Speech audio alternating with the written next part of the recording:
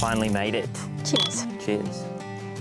This is what we like to call the Farm to Freedom channel, I guess. This is our first video. We're two farmers who live here in Australia, as you can probably tell. We decided that we want to share a bit of our journey and what we do and what we're aiming to do. And that's, I guess, where the whole Farm to Freedom thing sprouted from, was that idea of trying to join our passions for the different things that we find ourselves passionate about, how we can link that into achieving financial freedom. And I think in this day and age, there's a whole multitude of things that are in front of our face all the time in how we can achieve that. But I think it's a part where we can share a little bit about us and our journey and discuss what we do week in, week out, and what that process looks like. So for us, this is about beginning that journey and sharing that journey with everyone, how we can basically, achieve that financial freedom, which is something we've been hoping to work towards and continue to work towards every day. It's probably important to know a little bit about us and what we do, but we're on a sort of just under 3,000 acre farm here. This is a family farm from my side of the family. We've been farming on this place for about 11 years now. It's where I sort of started my main business, which was breeding goats. From there, we took it forward and sort of diverged into a whole sort of multitude, diverse sort of business. We started with cattle originally as well, and then we got smashed by a drought. We sort of drifted away from that after they went on agistment, and I had some goats on the side, and we saw the opportunity to sort of expand on that. And we took that further to where we are today, I guess. And that's a seed stock operation,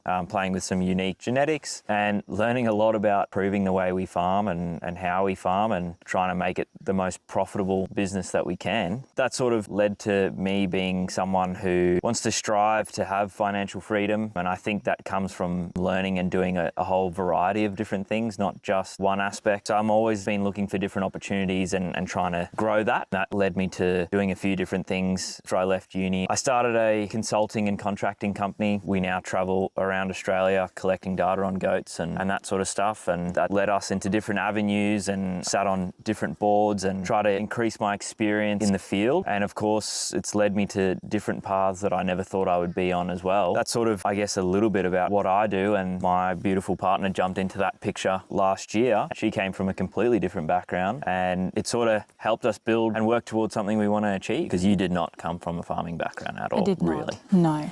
Lovely. Convenient. Yeah. I don't know who it is.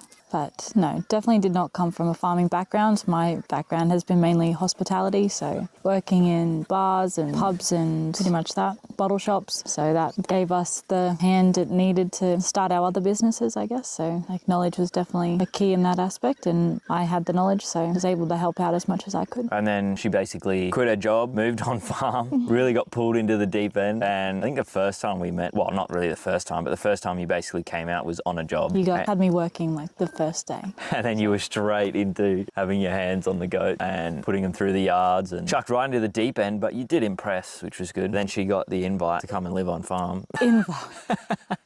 It pretty much grew from there, and then excitingly we got engaged end of last year, and now what you can see behind is our next little adventure, which is building our own house together on farm. And that's a massive learning curve and something exciting, but it's the ability to have our own thing, which I think is why that is super, super special. The shell that we arrived here with compared to just the little bit that we've got going on now, I think is super exciting. Definitely. It's a step-by-step process, but something that we want to share with you guys is exactly what we're trying to achieve. And I think we talk about this often, and for me, financial freedom is not necessarily to be the wealthiest person on the planet, but it's for me to be able to provide for my family and my friends, to give them a life that they deserve, to be able to spend the time with the people that I love and care about and do the things that we want to do when we decide to do it, without the worry of if we have enough money or can we get away from work or all these sorts of things. I want to have the ability for us to go and live the life we want to live when we want to live it. I realize that takes work to get there, but that's what we're trying to achieve realistically. And that's for me anyway, but I think because our morals align, it's why we want to achieve the same thing and why we put in so much effort to try and get there. And I think realistically, we want to share that journey because we know there's a lot of people that would be in a similar situation that want to know, how can I make something, or how can I achieve something to have the exact same thing? And they might come from, a variety of backgrounds, but for us, our background is farming. We can't say we're the most successful farmers, can't say that we always do it the best. We're always learning, but But it's only one aspect that I think is in the toolbox to try and achieve what we want to achieve. We're very lucky. We have this. We have this farm. We have the ability to start a business on here and do things from here. Not everyone has that step, but we didn't just walk into something like this either. With that in mind, that's only one aspect of what we want to achieve. And I think the other stuff we want to achieve is, when we talk about wealth, I think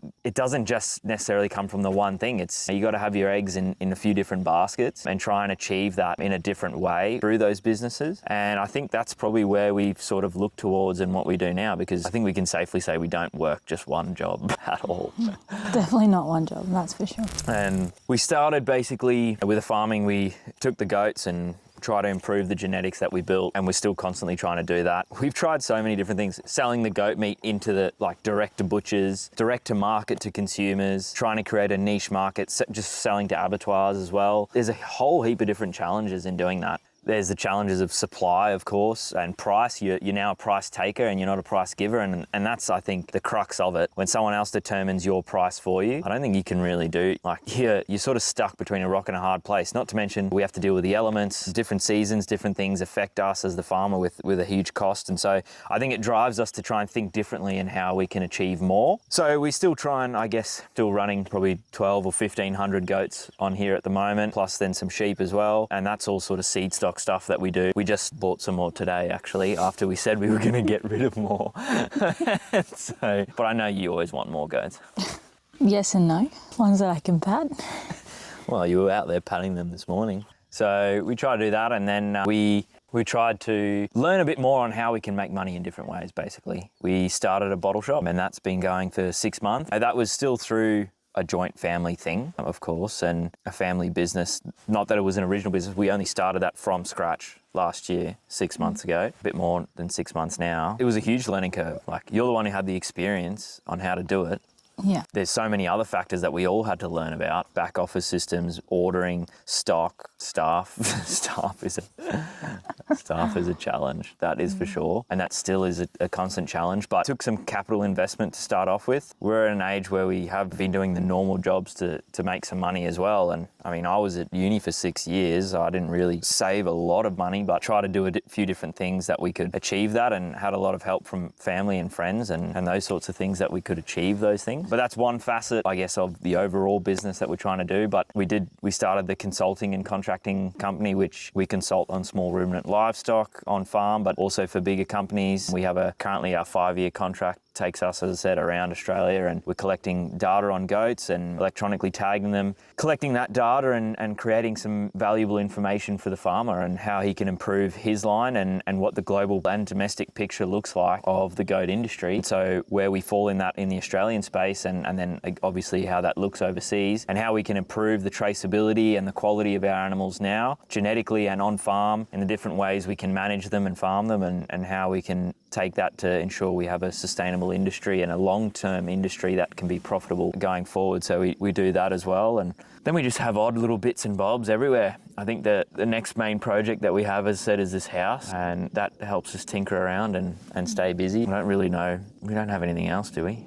We have to plan a wedding. Yeah, we have to plan a wedding. Better not forget the wedding planning. But yeah, we have a wedding this year. That's exciting. We haven't really done much for it, but It's kind of fallen behind because we have a million other things that we're doing, so. I just never could believe how stressful a wedding planning, it's not supposed to be stressful, but everyone makes it stressful. I don't understand why people just can't just let us do our thing.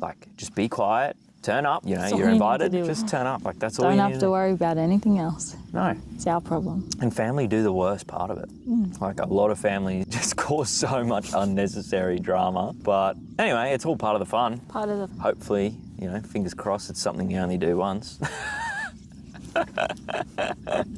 So yeah, that's always keeping us exciting. But what did we end up doing? It's been a pretty hectic week, but we went and got more bracing sheets. We did. We went to Brisbane. We went down to Brizzy, bought some more sheets for the terrible. house. Traffic was Horrendous. just not a fun time at all.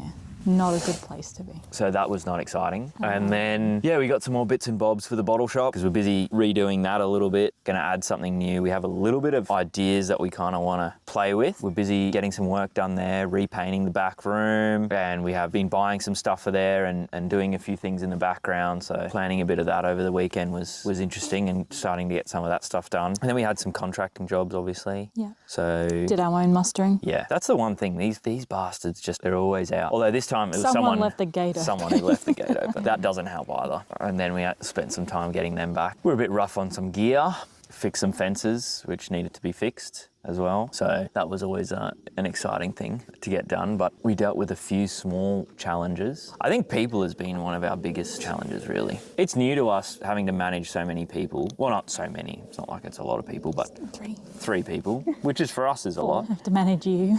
I'm easily manageable. Don't be so mean.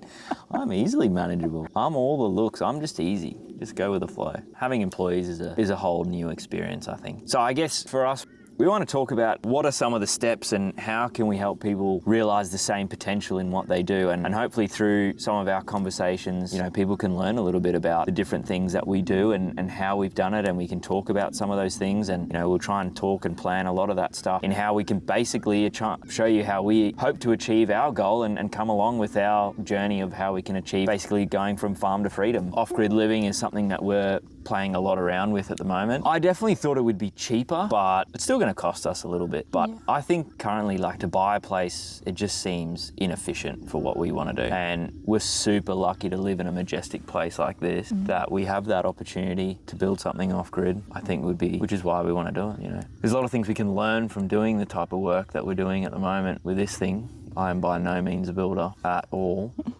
Hopefully you can't tell how some of the noggins are. But hey, it's going to be covered by a wall, so hopefully it's not going to matter so much. And then you had some challenges at the shop last week, dealing with some people there too.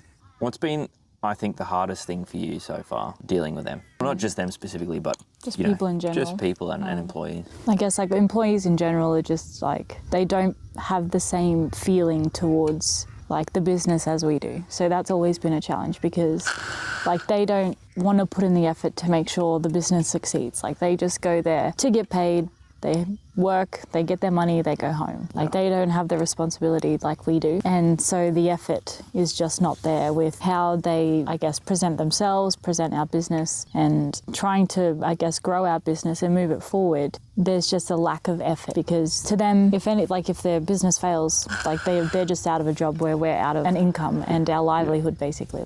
Everything we worked hard to build is basically shut down. But to them, they will just go and find another job. Yeah. And lack of communication as well. We try to communicate as best we can. However, the language barrier, I think, is an issue. Having foreign employees that don't, have the same... They speak English. Well, they're not all foreign, luckily, but the ones, especially some of these ones, that is a barrier. Yeah. And you know that because of where they come from and the job they have to do, which is deal with people every day. Yeah. We're aware of that. However, I think there's a lack of desire to want to do more. To grow for themselves, to do better for them as well. Coming to Australia, obviously, you don't know country, you don't know the people. However, they need to have the want and the desire to learn our culture, to learn how we operate and everything like that, where there just doesn't seem to be any desire from them to want to actually improve themselves, have a skill that they can take elsewhere or be able to communicate better with Australians. Yeah, and I mean, that could be our scenario. Yeah. Other people could be different. This is just what we're dealing with. Yeah, exactly. I mean, that's what we're dealing with. But we're by no means perfect at being, and I don't want to say a boss, but it is in that that's how they see you. And it's not, we don't want to be that typical boss, and we're not like that. But there could be a benefit to a level of that because there needs to be that relationship and understanding that, we need a job done a certain way and we encourage people to have the freedom to think for themselves, and we want them to think for themselves and grow for themselves and show initiative and try different things and come to us with ideas and all that sort of stuff. But I guess if they don't want to, that's fine. And we don't, if it's not for someone, because, some of those characteristics are just for certain people, I think. Yeah. Not everyone is wired that way, and that's okay. But still, they don't put in just a basic effort. And that can be challenging to deal with. And they're probably just not suited for the role. And I think we're starting to realise that. Yeah. And that's probably one of the harder things that both of us struggle to do, is letting people go. You want the best for people. You want them to succeed, but no matter how much you try to teach them and to show them like ways to do it that will benefit them, the lack of desire to want to learn is the frustrating part, because you can see that like there is potential, but there's just no desire to learn. Yeah. Well, there is potential, but like there's a point where we have to go, well, are we wasting our energy trying to improve these people who don't want to be improved or don't want the help? They just want to take the money home and that's it. And they have no desire, which is fine if they did their job properly, but they don't. And they sort of don't really value the opportunity where we could spend that effort on someone else who really needs the work and needs that job. And that's where we sort of lean towards, we're open to give anyone an opportunity to do that. But I think everyone struggles with the same issue of finding the right people and helping find the right culture that suits your business. And for us, the biggest thing is customer service and providing value and providing an experience when you come in. I mean, it's a simple bottle shop, but it's a bit boutique, and people come in there, we want them to have a full service and the conversation and help right there when they need it, and talk to them about different products and day, and people expect that. It's a small rural community. We gave it a shot, but it's one of those things that I don't think is working out. But letting people go is not an easy thing to do, and I think that's something that we are learning a lot to deal with that. And you constantly question yourself, have I done everything I can to give this person the full potential of what they can do for us? Yeah. Then you sort of have to draw a line and go, well, I think we have. They're not returning the favour, I think, is the real issue there. Definitely. And if they're not returning the favour, well, that effort is better spent somewhere else, I would think. That's something that's a conversation that's coming, I think, and it's coming at a pretty quick pace. And we don't want to hold it off, but we've just probably been giving too many chances than we should have, realistically. Yeah. And we've been in a crux. Like, we have a few different things going on, and don't by any means think that these are extremely successful businesses. These are just our attempts at trying something different, new, putting ourselves out there and giving it a go. Yeah. But we're willing to give anything a crack. We're a little bit short on the time. Like, we've got our hands in different pies, or fingers, I think is the saying. Fingers in many different pies. We're constantly trying to balance that out. So we sort of relied on it a bit as well, I think, is the other issue. Like, we've relied on their labour. Yeah. And so we haven't taken that. We've given a lot of chances because we needed the help. We did. I think we still do. You know, we know we need different people there to make it more efficient. So I'm just going to leave that tough little fun conversation for you. We're having a little bit of challenges in understanding how we can grow things to the next level. We have a lot of exciting opportunities coming though, not just with the shop, but on farm. We're going to be putting in a whole new set of pipelines, which is funded like a grant. So we'll be putting in 4-kilometre pipeline on the farm and sending more troughs into the different paddocks that we've put on, because it allows us to control the animal movements better, control the impact on our paddocks and how the animals and mustering them and managing them, the water and the troughs itself. So that's going to be a week's worth of work there, but it's got a new pump and all that sort of stuff for the water. And so that's a bit of an exciting thing coming this month. In that little bit of a journey. And then we have the bracing sheets, which you can finally eventually get here. And then we can put them up, and that'll be stage 2 of what we're trying to do, I guess, which is get the walls built. Well, we bought a sawmill, which I'm sure you're super pleased about. Doesn't bother me. Just got to get it here. Yeah, so at least we can hopefully get it here. That'll make a difference. A nice big sawmill so we can actually cut our own planks and wood. We're super lucky to have a lot of good timber here on this property, a lot of ironbark, and there's a lot of pine and a few different types of wood that makes building these awesome little eco-touristic type things on farm, have people come out and enjoy the outdoors and just being out in nature. So the sawmill is coming, which is exciting. These things are exciting, but they're expensive. Yeah. That's the other challenge. And we just got a new ute, and that's only thanks to our contracting business, which seems to be growing a little bit. Farmers wanting to improve their business and cut a lot of gear around. So now we have the ability to cut some more gear around, and you have the ability to drive out here safely and not in your little Camry. Camry was a beast. It was a beast. Still is a beast. Yeah, probably still has a tissue box in the back window.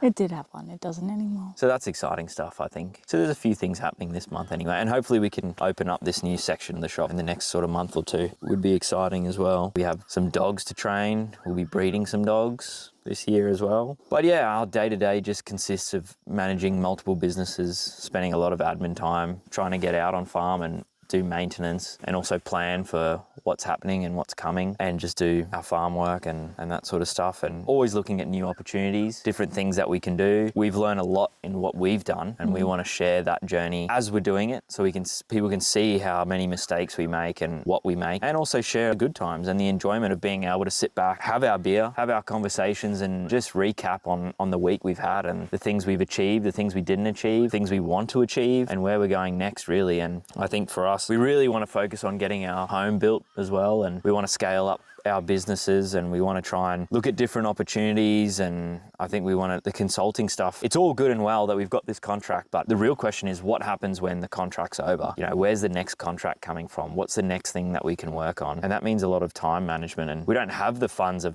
paying people to manage our time and our calendars. I mean, you do all of that pretty much. And even then, it's not enough, like in that sense, like we just run out of time to do everything. And we could probably improve our efficiencies here and there, but it's I'm efficient. Other people aren't. Yeah, that's fair. Other people being me.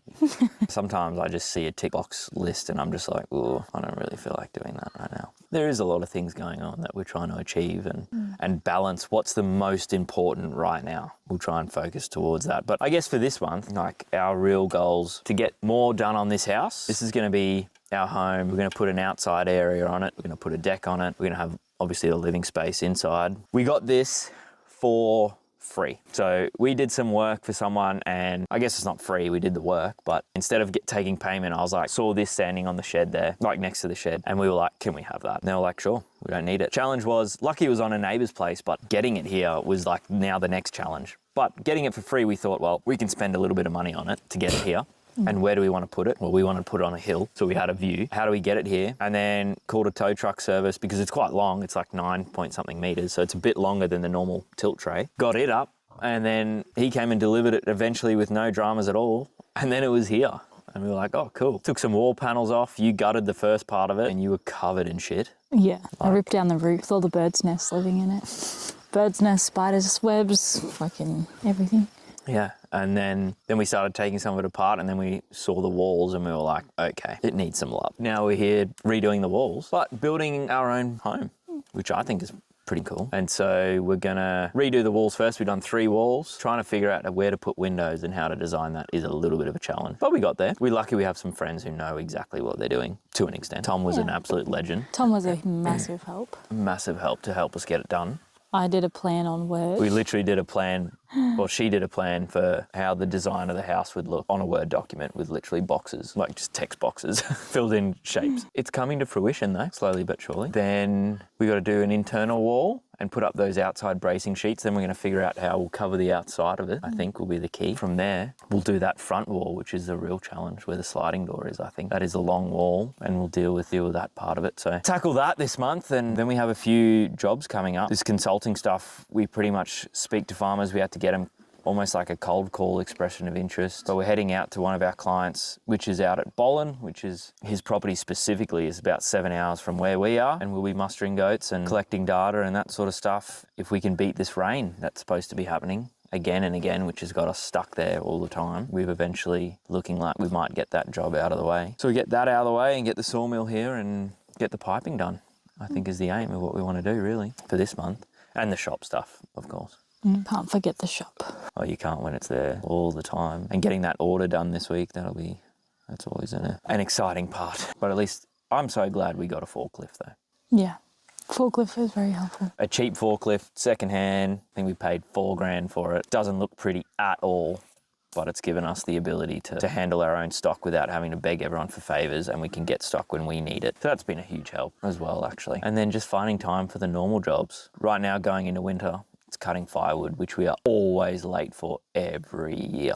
Getting enough firewood cut to run through winter, always a problem. So hopefully we can get that sorted. But yeah, tomorrow we'll run through some of those goats that we just bought, 150 goats that we bought, luckily from a neighbour. Just networks and talking to the right people, I guess, and got them close by, saves on transport. and we'll work on some plans to sell them off, get some people who are looking for it in the current market anyway, and get them sold off and hopefully make a profit, really, is the aim of the game. Doesn't always go to plan, I think. That's, I think, what we wanted to introduce you guys and discuss in our first podcast and video, show you through a little bit of the stuff that we've done over the week and what that picture looks like, what we want to achieve going forward, and the challenges we have through the week. This is a bit of a midweek one, get started and have the ability to talk a little bit about it and discuss a bit of the challenges we faced and the things we achieved and what we want to continue achieving and what goals we have and what we've learnt, I think, is the key aspect to that. And hopefully it's something that we can help teach other people how we look at business, how we look at the different things we do, the different things we sign up for and give a go, how that helps us take the next step to taking an opportunity and hopefully achieving that overall goal of living on farm, living the life we want to live and going from that whole farm to freedom concept. So that's us, and I guess we should wrap that up and we'll catch you next week. Sounds good.